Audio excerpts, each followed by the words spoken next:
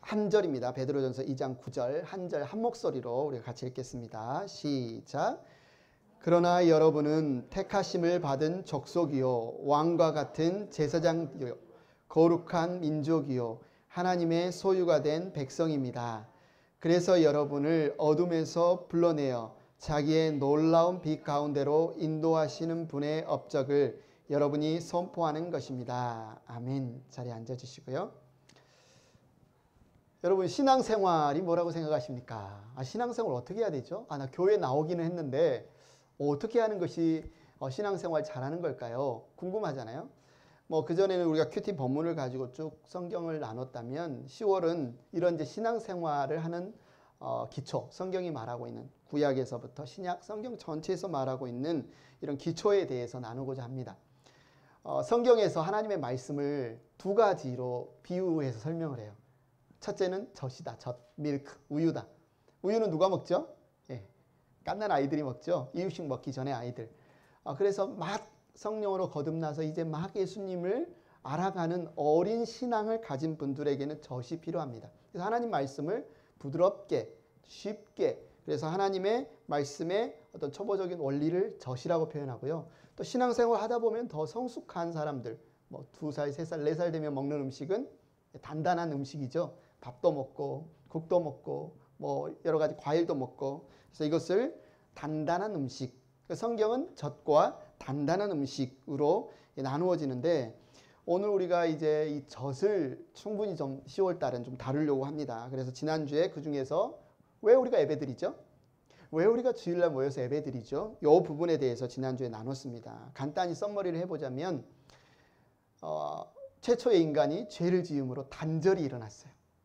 분리됐어요. 원래는 하나님과 대화하고 하나님과 교제하고 하나님과 의사소통하고 우리 집에서 같이 먹고 살면서 우리 가족이 같이 부모 자녀 부부가 같이 대화하듯이 하나님과 그렇게 살았는데 인간이 죄를 짓고 나서 하나님과 의사소통을 할 수 없게 됐습니다. 하나님 내게 뭐라고 하시는지 들을 수가 없어요. 죄 때문에. 내가 하나님께 하고 싶은 말이 있습니다. 알고 싶은 말이 있어요. 이 부분은 좀 하나님 도와주십시오 하면 이 부분 어떻게 살아야 되죠? 어떻게 결정해야 되죠? 그런데 하나님께 나아가서 대화할 수가 없어요. 이 의사소통을 할 수가 없어요. 인간은 망하게 됐습니다. 하나님의 말씀을 들을 수도 없고 우리가 하나님 앞에 나아가 이야기할 수도 없고 내가 왜 태어났지? 내가 왜 살지? 이게 바르게 사는 줄 알고 막 살아갔는데 알고 보니까 내가 잘못 살았어. 누구한테 물어봐야 되잖아요.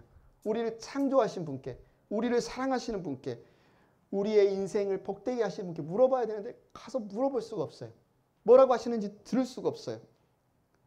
그래서 하나님께서 의사소통할 수 있는, 대화할 수 있는 길을 열어주셨는데 아담과 하와에게 어떻게 하셨어요?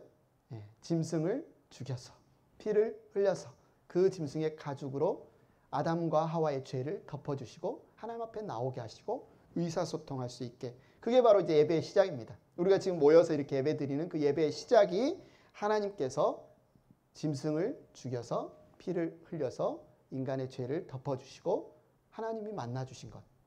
이것은 하나의 모형, 그림인데 무엇이냐면 하나님이 그분의 아들을 보내셔서 십자가에서 저와 여러분의 모든 수치, 모든 부끄러움, 모든 죄 그걸 다 덮으시고 하나님 앞에 이렇게 나와서 하나님께 기도도 하고 찬양도 하고 하나님이 말씀하시는 이 말씀을 들을 수 있는 이 길을 열어주신 것, 열어주실 것에 대한 모형으로 하나님이 그렇게 하신 거예요.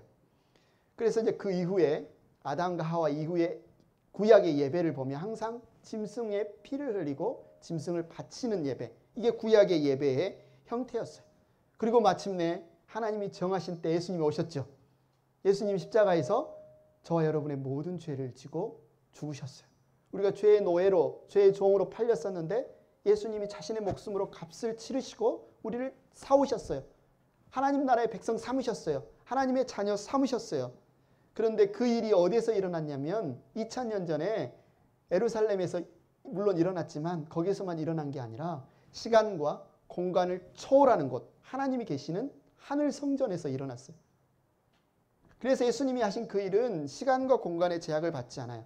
예수님이 단번에 십자가에 피 흘려 값을 치르신 그 일은 저와 여러분의 모든 죄를 사하셨어요. 이제 더 이상 하나님 앞에 예배 드리는데 하나님 앞에 기도하는데, 하나님 앞에 찬양하는데, 하나님이 말씀하시는 것을 듣는데, 예전에 구약의 사람들은 짐승을 가지고 왔어야 돼요. 양을 끌고 오거나 소를 끌고 와서 죽여서 피를 흘려야만 내 죄가 가려지고 하나님이 내 말을 들어주시고 내가 하나님 말을 들을 수 있었는데, 예수님이 십자가에 죽으신 이후에 더 이상 하나님께서 우리에게 그걸 요구하지 않으세요.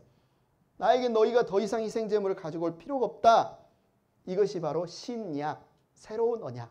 그래서 우리는 신약 시대를 살아간다. 새롭게 하나님이 맺어주신 언약 시대를 살아간다. 그래서 이 신약 시대에 살아가는 저와 여러분이 드리는 예배는 짐승을 바쳐서 드리는 예배가 아니고, 이제는 예수님이 십자가에서 피 흘리신 그 맺으신 언약을 믿음으로 드리는 예배예요. 여러분 이 시간에 뭐 양 끌고 오신 분 아무도 없죠. 아, 예수님이 나를 위해 죽으셔서 이 믿음 하나로 이 자리에 왔어요. 아, 예수님이 나를 사랑하셔서 하나님과 내 사이에 새로운 살 길을 열어주셨어요. 이 사실을 믿음으로 왔어요. 그런데 그렇게 예수님을 믿는 사람들이 하나님이 놀라운 선물을 주시는데, 그 선물이 뭐냐면 하나님의 영, 성령님이십니다. 성령님. 성령님이 오셔서 하는 일이 뭐냐면 우리의 영, 죽었던 영을 거듭나게 하세요. 그래서 하나님의 영과 우리의 영이 이 컨택트, 연결이 됩니다. 그래서 하나님 말씀이 이제 들려요. 하나님을 찬양할 수 있어요. 하나님과 의소소통이 가능하게 됐어요. 그래서 예수님이 요한복음 4장에 보면 수가성이라는 한 여인이 어떻게 예배를 드려야 됩니까? 물었을 때 영과 진리로 예배를 드려야 된다. 이 하나님의 말씀을 믿고 이 하나님의 말씀이 깨닫게 하시는 성령의 내 영이 연결되어지는, 그걸 다른 말로 내 영이 다시 태어났다, 거듭났다, 이렇게 표현한다고 했습니다. 그래서 내 성령으로 거듭난 영들이 하나님의 영과 연결되어지는 게 예배다. 그래서 대화할 수 있고 의사소통할 수 있고, 꼭 이 자리에서만 그거 할 수 있는 건 아니에요. 그죠? 여러분이 성령으로 거듭났으면, 여러분의 죄가 예수님의 피로 가려졌으면 어디에서나 하나님 앞에 나가 기도할 수 있고, 어디에서나 하나님 찬양할 수 있고, 어디에서나 하나님 말씀 읽고 나눌 수 있고 들을 수 있습니다. 이렇게 성령으로 거듭난 사람들을 성경은 그리스도의 몸의 지체가 되었다 이렇게 표현해요. 예수님 믿는데 그냥 나 혼자 있는 게 아니고, 예수님을 믿는 순간 우리는 어디에 딱 소속이 되는데, 그게 뭐냐면 그리스도의 몸, 그걸 교회라고 합니다. 우리가 교회죠. 우리 행복한 교회도 있지만 예수님을 믿는, 구주로 고백하는 모든 교회, 우주적인 교회라고 합니다. 그 교회의 지체가 됩니다. 자, 오늘 이제 예배 2탄에서 나눌 것은, 그러면 이 신약의 예배, 구약의 예배는 누가 주관을 했어요? 구약의 예배는 제사장들이 있어야 짐승을 잡고 하나님께 나아갈 수 있는 예배를 드릴 수 있었는데, 그 제사장은 누구만 될 수 있었냐면 이스라엘 백성 12지파 중에 레위지파, 레위지파만이 제사장이 될 수 있었습니다. 그런데 신약에서는 어떻습니까? 바뀌었어요. 이게 아까 성령으로 거듭난 사람은 누구나 예배를 드릴 수 있다 그랬잖아요. 자, 사도행전 4장 36절 37절 한번 보겠습니다. 제가 한번 읽어보겠습니다. 키프로스 태생으로 레위 사람이요, 한마디로 제사장 가문입니다. 레위 사람이요, 사도들에게서 바나바 곧 위로의 아들이라는 뜻의 별명을 받은 요셉이 자기가 가지고 있는 밭을 팔아서 그 돈을 가져다가 사도들의 발 앞에 놓았다. 뭐 우리 많이 들었던 이야기입니다. 신약에 정말 수많은 사람들이 모여서 예배를 드리고, 그 중에서는 저 멀리 다른 나라에서 유월절을 드리러 예배하러 왔다가 예수님을 믿고 그곳 교회 신앙생활을 하고 있기 때문에 먹을 게 없어요. 잘 곳이 없어요. 그래서 그 지역에 살던 사람 중에 이 바나바, 레이라는 사람은 자기의 재산을 팔아서 그 형제들이 먹고 입을 것을 나누는 그런 일을 했다. 우리는 너무 잘 알고 있는 이야기입니다. 근데 여기에서 알아야 될 거, 이 사람이 레이 사람인데 레이 사람이 다른 형제들에게 자기의 물질을 줘요. 이거 굉장히 이상한 일입니다. 왜냐하면 구약에서 레위인들은 자기의 소유가 따로 없어요. 자기의 어떤 농사짓는 땅이라든지 자기의 어떤 성이 없어요. 왜냐하면 레위인들은 11지파가 11조를 드린 것을 가지고 자기의 먹을 것을 살고, 이런 사람들이 레위인이에요. 이 사람들은 제사장 직분이기 때문에.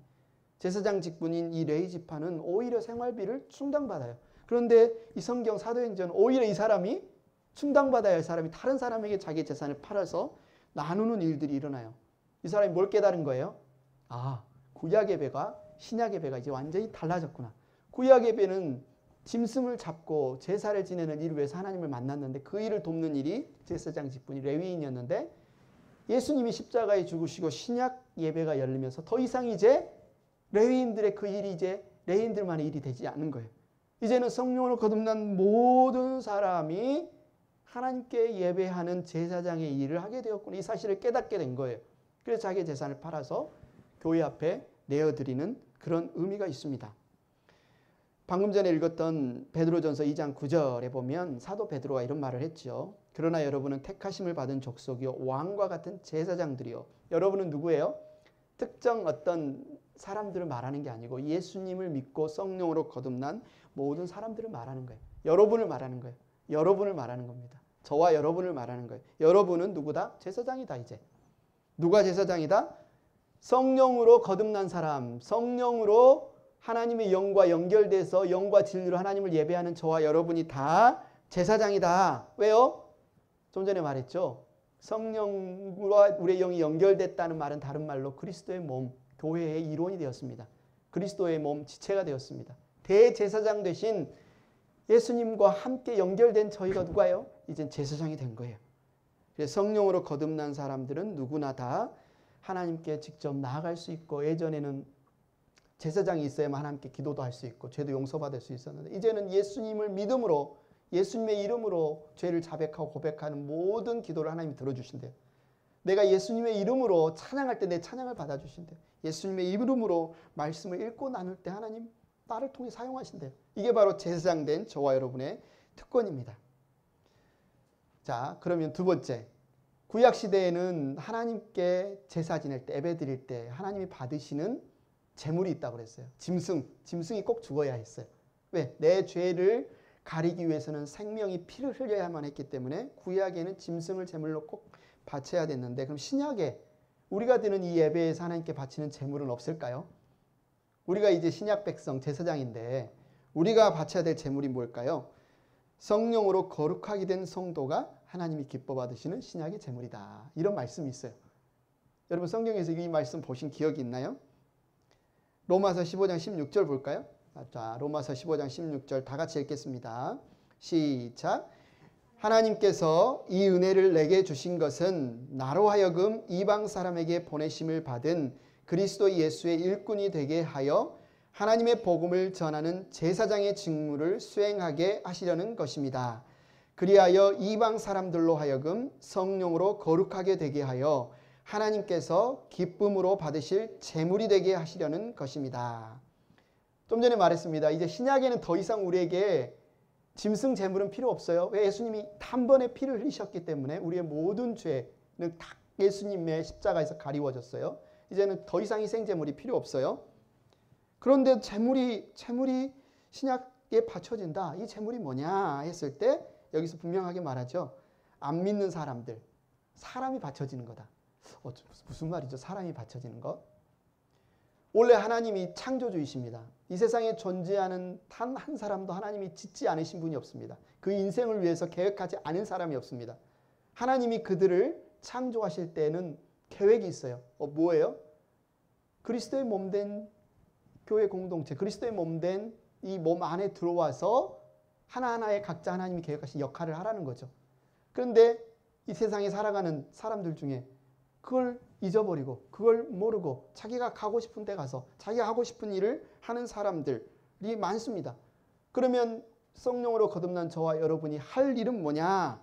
바로 그 사람들을 그리스도의 몸 안으로 이끌어들여서 드리는 게 바로 이게 제물이다. 이게 바로 하나님이 받으시는 제물이다. 구약과 신약의 이 offering, 제물, 예물, 헌물의 개념이 바뀌었습니다. 안 믿는 사람이 예수 믿지 않는 사람에게 복음을 전해서 그 사람이 주님 앞에 돌아와서 교회의 일원이 되는 것. 이걸 하나님이 너무너무 기뻐 받으시는 제물이다. 예수님을 내가 몰랐고 교회에 나왔는데 신앙생활 하다가 예수님을 알게 됐고 성령으로 거듭나서 하나님을 찬양하게 되는 그것을 하나님이 가장 기뻐 받으시는 제물이다. 이렇게 말하고 있는 거죠. 그런데 한마디로 사람, 거듭난 사람을 하나님께 드리는 게 하나님이 가장 기뻐 받으시는 제물이다 그랬는데, 예물이다 그랬는데, 근데 이 오퍼링, 이 제물을 바칠 때 가장 우리가 유의해야 될 게 있습니다. 주의해야 될 것이 있습니다. 마태복음 1장 6절 8절을 보세요. 아들은 아버지를 공경하고 종은 제 주인을 두려워하는 법인데 내가 너희 아버지라고 해서 너희가 나를 공경하기라도 하였느냐? 내가 너희 주인이라고 해서 너희가 나를 두려워하기라도 하였느냐? 나 만군의 주가 말한다. 제사장들아. 이거 이제 구약의 제사장들이지만 신약의 저희가 제사장이잖아요. 그죠? 저희가 신약의 제사장들이니까 우리에게도 하는 말입니다. 제사장들아. 너희가 바로 내 이름을 멸시하는 자들이다. 잘못하면 우리가 하나님의 이름을 멸시할 수 있다는 겁니다. 그러나 너희는 우리가 언제 주님의 이름을 멸시하였습니까? 하고 되묻는다.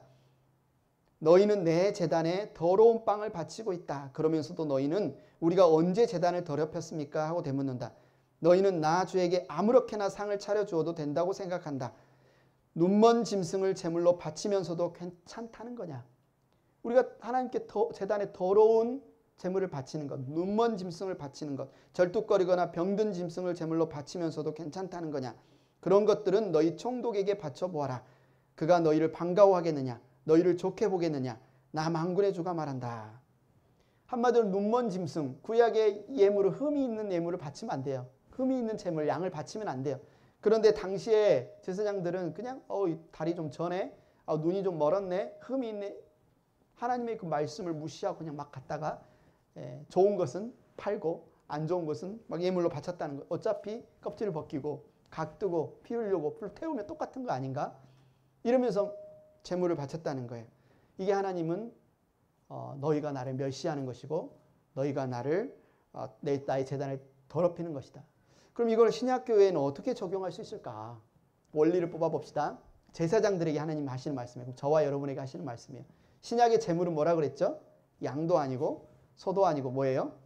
우리가 복음을 전해서 예수님을 믿는 사람을 하나님께 이렇게 드리는 것이 그게 제물인데, 그럼 여기서 눈먼 제물이라는 게 우리에게는 뭐가 해당이 될까? 성경에 보면 이 눈에 대해서 세 가지 의미가 나옵니다. 첫째는 저와 여러분 다 눈 두 개씩 있잖아요. 우리 몸에 달린 이 신체적인 눈. 이 눈을 가리켜서 성경에서 눈이라고도 하고, 두 번째는 육신의 눈이 있습니다. 육신의 눈. 이게 뭐냐면 창세기 3장 7절을 보세요. 창세기 3장 7절에 보면 그러자 두 사람의 눈이 밝아져서, 시력이 좋아졌단 말인가요? 아니잖아요. 선악을 알게 하는 실과를 따먹은 이후에 이들의 눈이 밝아져서 자기들이 벗은 몸인 것을 알고 무화과 잎으로 치마를 엮어서 몸을 가렸다. 이걸 육신의 눈이라고 하는데 죄의 본성, 육체의 욕망에 사로잡혀서 선악을 알게 하는 나무의 실과 먹음직도 하고 보암직도 하고 탐스럽기도 해서, 그럼 내가 이걸 따먹으면 하나님처럼 될 수 있겠다. 뱀의 꾀임에 넘어가서 그걸 먹고 나서 뜨인 눈, 한마디로 죄 가운데에서 욕망에 사로잡힌 눈을 육신의 눈, 이렇게 말해요. 그리고 세 번째 눈은 에베소서 1장 18절을 보십시오. 여러분의 마음의 눈을 밝혀 주셔서, 근데 영어 성경을 보니까 The eyes of your understanding. 그럼 이건 마음의 눈이긴 하지만 무슨 눈이에요? Understanding. 깨달음의 눈이죠. 그죠? 깨달을 수 있는 눈. 여러분 마음에 깨달을 수 있는 눈을 밝혀주신다. 하나님의 부르심에 속한 소망이 무엇이며 성도들에게 베푸신 하나님의 영광스러운 상속이 얼마나 풍성한지를 여러분이 알게 되기를 바랍니다. 눈이 세 가지가 있어요. 육체의 눈, 그리고 육신, 이거는 아담과 하와가 죄를 지으며 생긴 눈. 세 번째 눈은 뭐예요? 우리의 마음의 눈. 육신의 눈은 태어나면 누구나 갖고 있는 눈이고요. 두 번의 육신의 눈, 죄의 본성은 우리가 죄 가운데서 태어나서 누구나 띄어져 있는 상태로 나오는 눈이고, 세 번째 이 깨달음의 눈, 마음의 눈은 어떻게 열려요? 아무나 열려요? 성령으로 거듭날 때 열려요. 예수님을 믿고 성령으로 거듭날 때, 성령께서 진리를 비춰주시고 보여주실 때 이 눈이 열린다는 거죠. 그래서 눈이 멀었다는 것은 이 세 번째 눈에 대해서 말하는 겁니다. 막 소경으로 장애인으로 태어났다는 말도 아니고요. 눈이 멀었다는 것은 두 번째 육신의 눈만 있는 거예요. 세 번째 이 깨달음의 눈, 성령으로 거듭난 영이 아닌 사람을 하나님께 예수님 믿는다고 고백했는데요. 이 사람 신앙생활 교회 다닌 지 오래됐는데요. 이 사람 맞아요. 거듭난 사람 맞아요. 이 사람 우리 그냥 성도 맞아요. 이렇게 하면 안 된다. 중요한 것은 정말 그 사람이 영적으로 거듭나야 된다. 성령으로 거듭나야 된다. 이 깨달음의 눈이 띄어져야 된다. 그런데 이거에 대해서 careless, 주의하지 않고 그냥 뭐 교회 나오면 그냥 되지. 그냥 예수님 믿는다고 그냥 입술로 고백하면 되지. 이렇게 해서 하나님께 막 갖다 바치는 거에 대해서는 하나님이 나를 멸시하는구나. 너희가 눈먼 짐승을 막 갖다 바치는구나. 멸시하는구나. 이 부분에 대해서는 정말 주의해야 됩니다.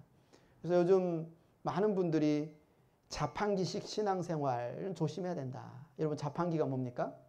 예. 자판기 기계가 있는데 뭐 먹고 싶으면 동전을 집어넣으면 그리고 딱 선택하면 그게 또르륵 나오지 않습니까? 음료가.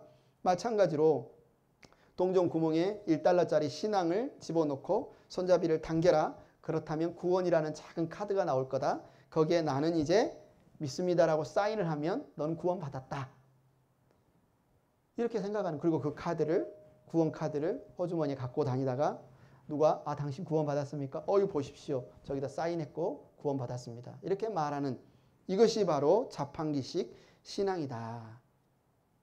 물론 예수님을 내가 믿고 싶다고 예수님이 나를 위해 십자가에 피 흘려 죽으셨다고 내가 영접 기도를 하고 지적인 동의를 하는 것은 너무너무 중요합니다. 근데 그것으로 충분하지 않다는 거예요. 성령으로 거듭나야 된다는 겁니다. 성령으로 거듭나야 된다는 거예요. 그것은 하나님이 주신 선물입니다. 니고데모가 와서 묻잖아요. 내가 어떻게 다시 태어날 수 있습니까? 어떻게 하나님 나라에 들어갈 수 있습니까? 너는 성령으로 거듭나야 된다. 근데 그거는 바람이 어디에서 와서 어디로 부는 것 알지 못하는 것처럼 그거는 너의 소관이 아니라 하나님의 소관이다. 여러분 기도하셔야 됩니다. 하나님 제가 성령으로 거듭나기를 원합니다. 그럼 이건 하나님의 선물인 줄 믿습니다. 그러나 하나님께서 예수님을 믿고 회개하는 자에게 반드시 이 선물을 주시겠다고 했습니다. 구하라 그러면 주실 것이요. 찾으라 그러면 찾을 것이요. 두드리라 그러면 열릴 것이다. 하나님 아버지께서 이 선물을 너에게 주시지 않겠느냐? 반드시 줄 것이다.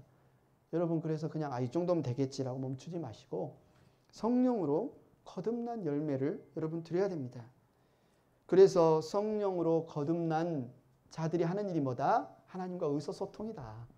일주일에 한 번 1시간 예배에 나와서 드리는 게 전부가 아니고 여러분의 삶의 순간순간 여러분의 영이 하나님의 영과 연결되어서 주님 뭐라고 말씀하십니까? 듣고 따라가는 삶. 이 삶을 위해서 하나님이 우리를 구원하셨다. 하나님이 우리를 창조하셨다. 그냥 명단에 있는 명목적인 그리스도인이 아니라 정말 성령과 진리로 하나님을 예배하고 경배하는 그 삶. 그것이 주일 예배로 모인 이 시간이든지 여러분의 삶의 순간순간이든지 정말 하나님이 하시는 말씀을 듣고 따라가는 그 삶을 위해서 우리를 부르셨다라는 사실을 여러분 잊지 마시기 바랍니다. 자, 그렇고 이제 신약 예배에도 성령으로 거듭난 사람을 바치는 것 말고 또 바치는 제물에 대해서 예물에 대해서 나오는데요. 빌립보서 4장 16, 17절에 말합니다. 내가 데살로니가에 있을 때에도 여러분은 내가 쓸 것을 몇 번 보내어 주었습니다. 나는 선물을 바라지 않습니다. 나는 여러분의 장부에 유익한 열매가 늘어나기를 바랍니다.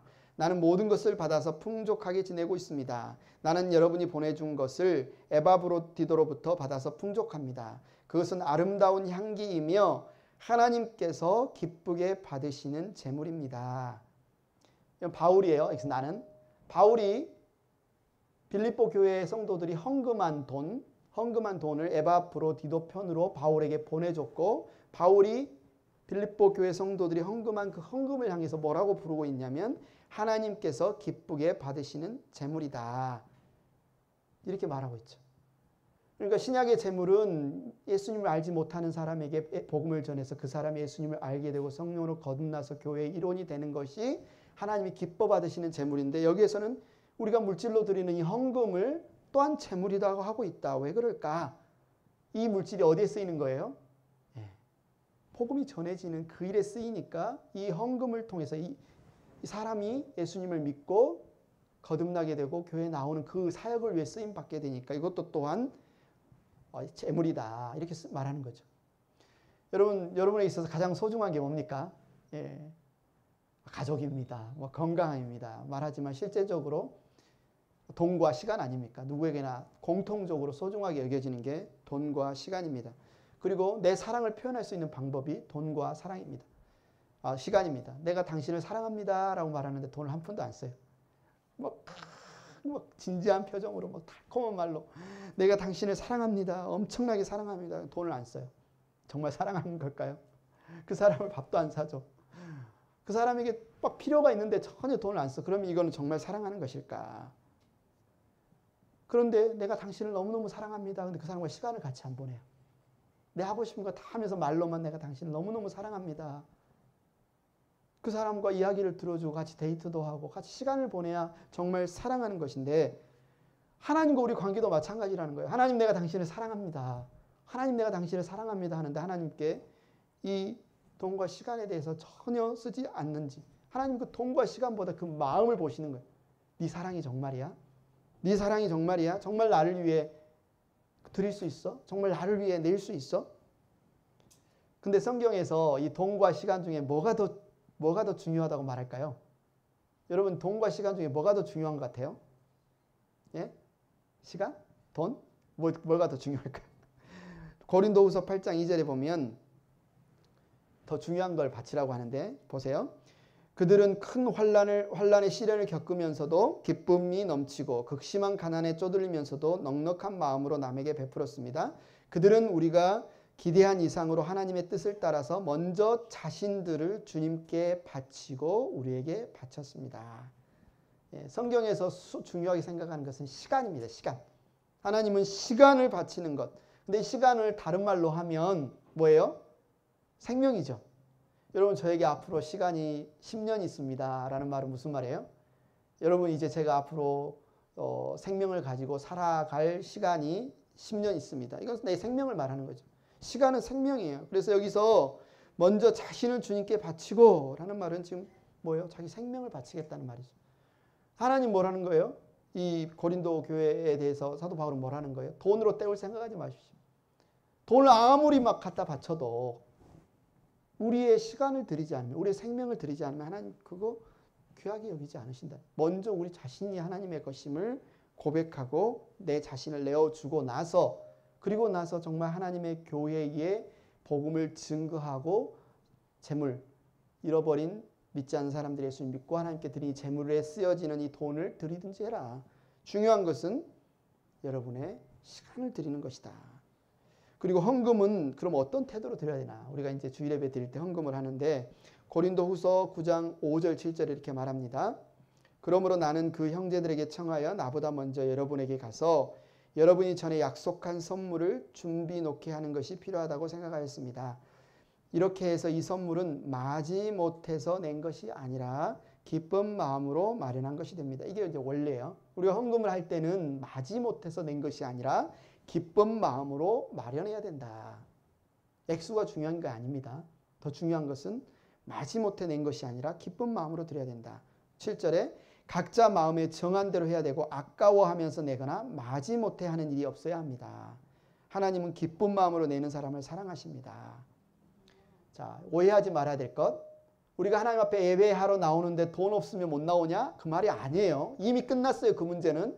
예수님이 이미 우리의 죄를 다 지시고 십자가에 죽었습니다. 더 이상 희생제물이 필요 없습니다. 누구나 영과 진리로 하나님 앞에 나올 수 있습니다. 예배할 수 있습니다.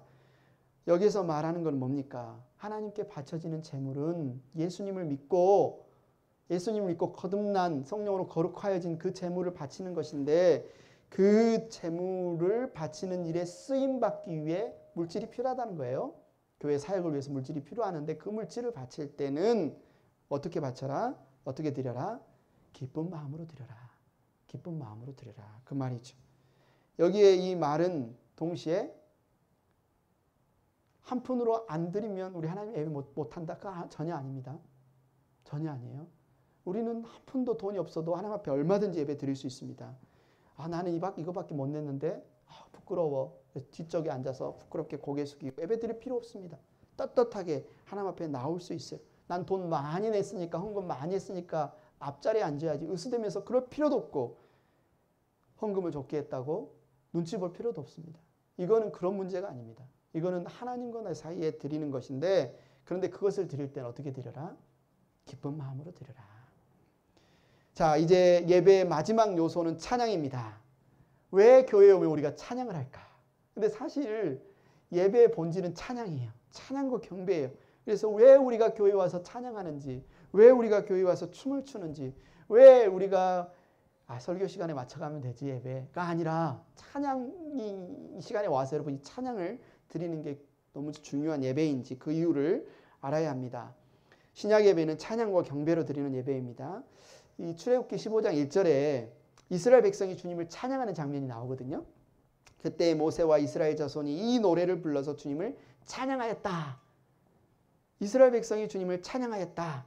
그런데 이들이 주님을 찬양하기에 앞서 어떤 사건이 일어납니다. 뭐죠?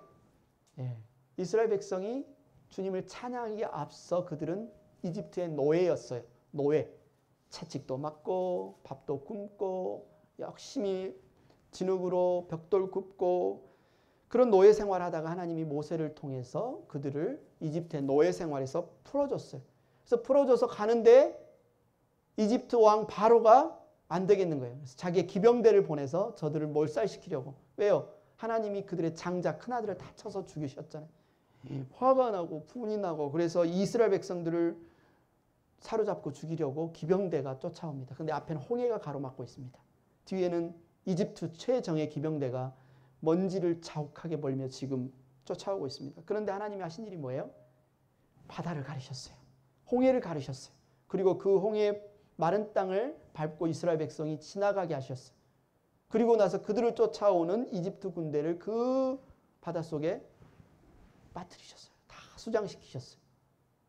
그래서 그 일이 일어난 뒤에 노예였던 이들이 자유인이 되었고 죽을 수밖에 없었던 이들이 살게 되었고 이 홍해를 지난 사건을 신약에서는 우리가 침례받은 물속에 들어갔다가 다시 나온 하나님 안에서 우리가 죽고 새로운 생명 영으로 거듭남을 상징하는 그림이 이 홍해를 지난 사건이에요. 그래서 이들이 이 모든 것을 경험하고 나서 하는 게 뭐라고요? 찬양이다. 찬양이다. 요한복음 8장 34절에 예수님이 대답하셨다. 내가 진정으로 진정으로 너에게 말한다. 죄를 짓는 사람은 다 죄의 종이다. 죄가 있으면요. 죄에 끌려갈 수밖에 없습니다. 죄가 있으면요. 죄의 심판으로 지옥 갈 수밖에 없어요. 죄가 있으면요. 죄 문제가 해결 안 되면요. 아무리 잘 먹어도 아무리 성공해도 아무리 내가 뭐 지위가 높아도 심판을 받아 지옥 갈 수밖에 없어요. 이 죄 때문에 인간은 두려움 속에 나 죽으면 어떡하지? 죽음이 힘이 어떡하지? 두려움 속에 살아갈 수밖에 없습니다. 숨막힘 속에 살아갈 수밖에 없어요. 그런데 그 죄의 종에서 우리를 자유케 하셨어요. 그 죄의 종에서 다시 살게 하셨어요. 그래서 나오는 게 뭐냐면 찬양이라는 거예요. 그래서 이스라엘 백성들이 자기가 살았구나. 이 사실을 깨닫고 나서 출애굽기 15장 1절 2절에 이렇게 찬양을 합니다. 우리가 한 목소리로 한번 읽어보겠습니다. 시작. 내가 주님을 찬송하련다. 그지없이 높으신 분 말과 기병을 바다에 쳐넣으셨다. 주님은 나의 힘, 나의 노래, 나의 구원. 주님이 나의 하나님이시니 내가 그를 찬송하고 주님이 내 아버지의 하나님이시니 내가 그를 높이련다. 이게 찬양이에요. 교회 왔더니 노래네. 이거 나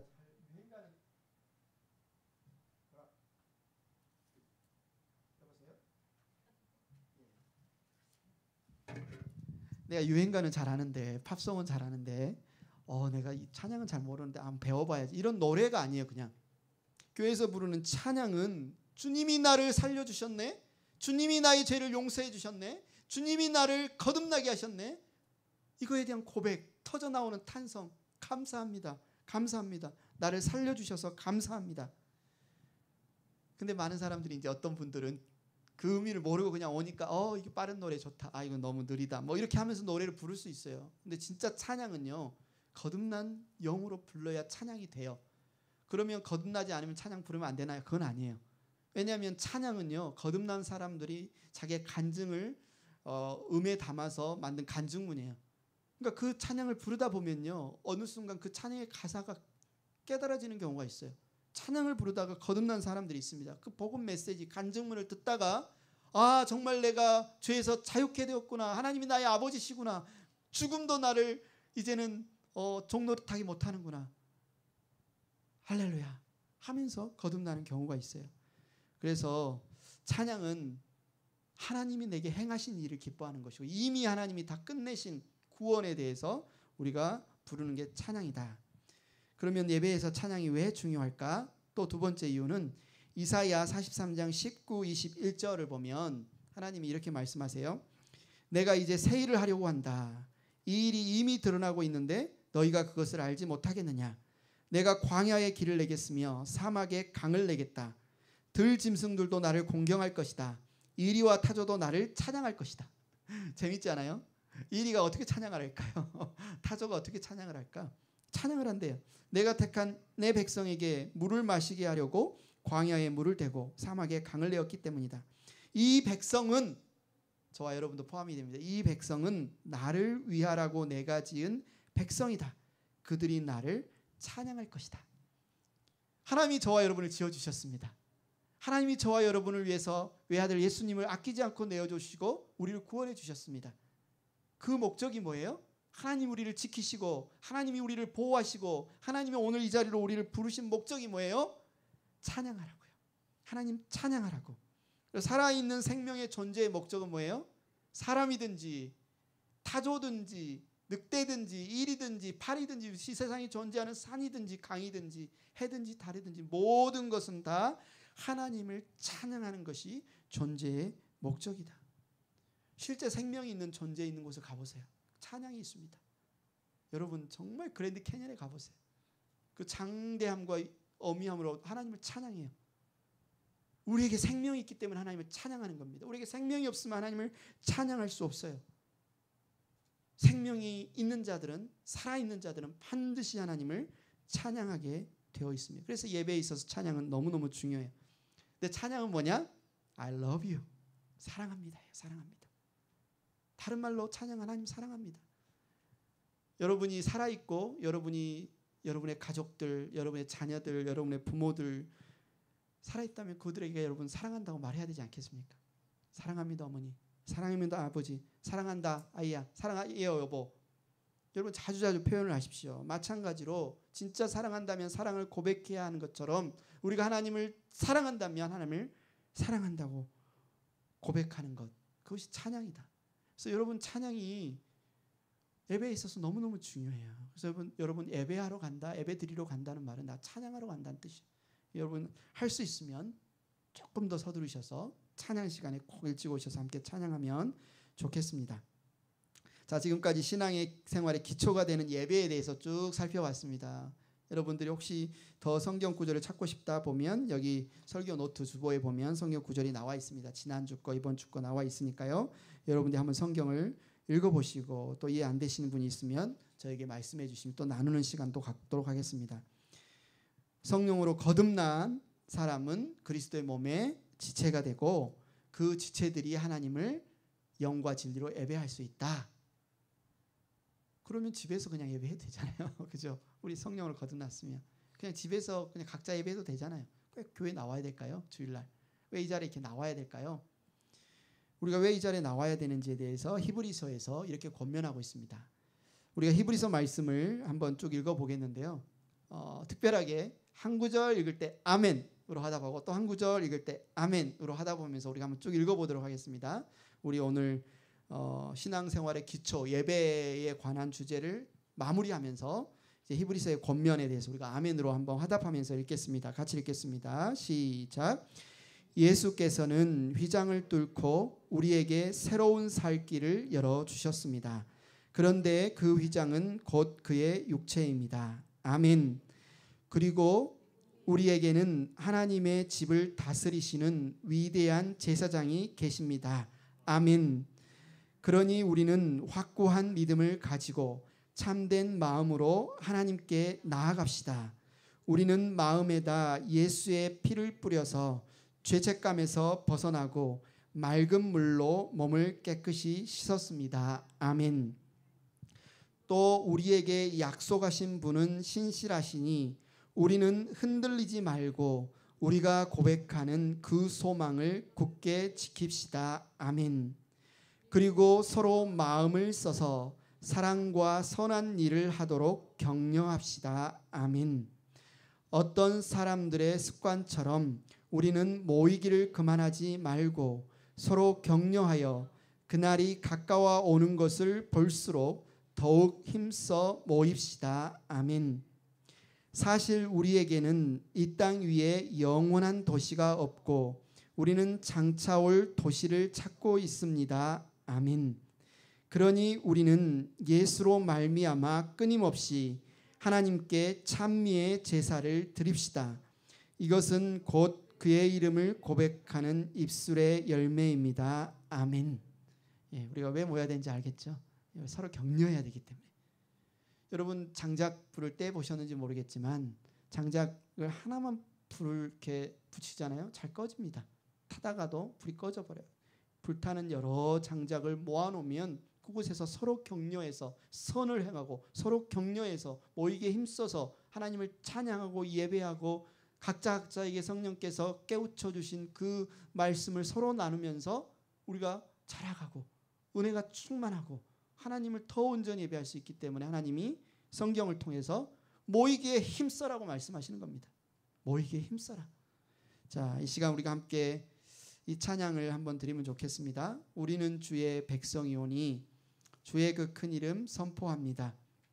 이곳 어두운 세상에 빛으로 부르셨네. 주의 얼굴 구할 때 역사하소서. 교회를 세우시고 이 땅 고쳐주소서. 주님 나라 임하시고 주 뜻 이루어지리라. 이 찬양 우리가 함께 부르시면서 하나님께 영광 돌리겠는데 다 같이 우리 자리에서 한번 일어나실까요? 자리에서 한번 일어나셔서 우리가 봉헌 드리기 전에 이 찬양으로 함께 하나님께 영광 돌리겠습니다.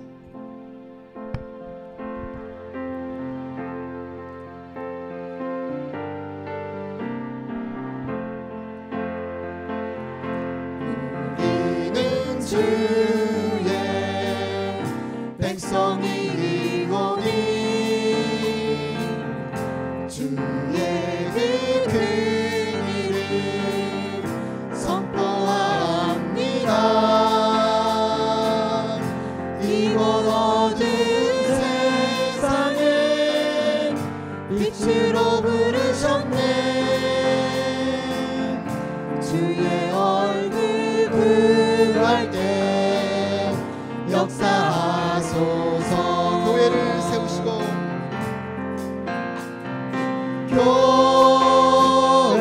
교회를 세우시고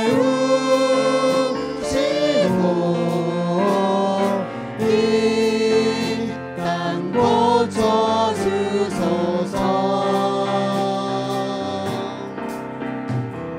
주님 나라 임하시고 주 뜻 이루어지리라. 다시 우리는 주의 백성이오니 찬양하겠습니다. 우리는 주의 백성이오니 주의 그 큰 이름 선포합니다. 이곳 어두운 세상에 빛으로 부르셨네. 주의 얼굴 구할 때 역사하소서.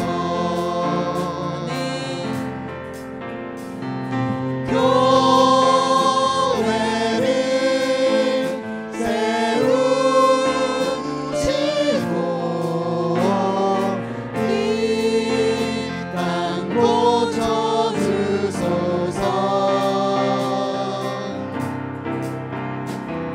주님 나라 임하시고 주 뜻 이루어지리라. 기도하겠습니다. 하나님 아버지 너무나 감사합니다. 하나님의 은혜가 하나님의 사랑이 우리를 불러주셔서 감사합니다. 하나님과 의사소통할 수 있는 길을 열어주셔서 감사합니다. 우리 주 예수 그리스도 그분의 십자가의 보혈로 우리의 죄를 덮어주시고 주님 앞에 나와 아뢰며 주님이 하신 말씀을 들을 수 있도록 인도해 주신 것을 감사합니다. 하나님, 이 시간 이 예물과 함께 우리의 결단의 고백을 함께 올려드리오니 성령으로 거듭난 행복한 교회 형제 자매들 삶의 자리에서 그리스도의 향기가 되게 하시고 하나님을 알지 못하는 잃어버린 영혼들을 성령으로 거듭나서 하나님께 드리는 그 제물을 드리는 예배자들 될 수 있도록 우리 한 사람 한 사람 성령으로 충만케 하여 주시옵소서. 이미 성령으로 거듭난 이들은 하나님을 찬미하는 자들 되게 하시고 혹여나 정말 성령으로 거듭나기를 사모하는 이들 가운데 하나님 은혜 부어주셔서 이 시간 성령으로 거듭나게 하여 주시고 하나님을 예배하게 하여 주시고 하나님을 기뻐하게 하여 주시고 하나님이 주시는 말씀에 응답할 수 있도록 역사하여 주시옵소서. 하나님 감사합니다. 예수님의 이름으로 기도드렸습니다.